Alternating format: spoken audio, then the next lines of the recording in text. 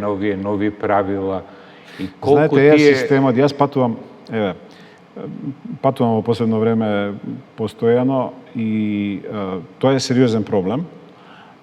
Сериозен проблем пред се затоа што одредени системи кои што се инсталирани тамо, сега зборувам за проверка, не се интегрирани. Не се интегрирани, да речеме, меѓу земјите членки. И ако вие не секаде, нели, можеби тоа е процес што допрва се усовршува. Да.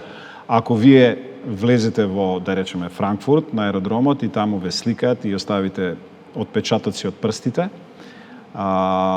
прашање е за неколку дена кога одите, да речеме, во Париз или во некоја друга друг европски град на авион, вие на истиот начин имате проверката. Ако идејата беше тој систем да биде интегриран и со самото ваше појавување по вториот или третиот пат, тие да ги имаат сите ваши податоци во системот и отпечатоци и само со проверка на отпечатоците веднаш да поминете. Но не се случува и на влез и на излез да имате постојано сликање, постојано проверка на вашите отпечатоци. И нешто друго, еве сега тоа последно ми се случи во Берлин, каде што господинот, нели, граничниот полицаец ми вели, морам да почекам, системот не ми функционира како што треба, бавене.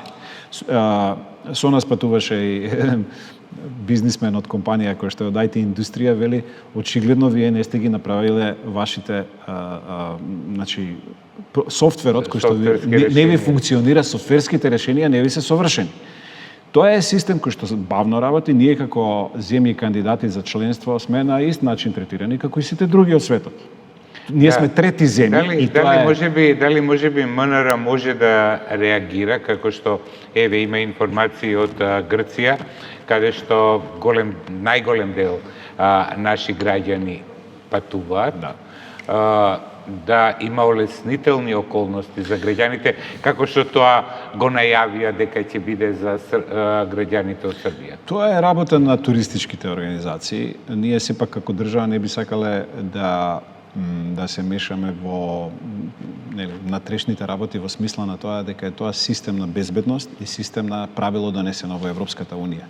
Тие причини, како не се само земјите од Западен Балкан погодени, и другите земји се погодени, но велам, сметам дека што се однесува до Грција, нашиот сосед, и бидејќи таму најголемиот дел од нашите граѓани летниот одмор го минуваат таму, мислам дека Грција ќе најде решение, не се само нашите граѓани, и од Србија и од други соседни држави, мислам дека ќе најдат решение за поефективен пристап да не се чека толку на границите, затоа што е на крајот на криштата тоа е во интерес на нивното стопанство и во интерес на нивниот туризам. Да. Очекувам повеќе притисок од грчките туристички работници за ова да се реализира.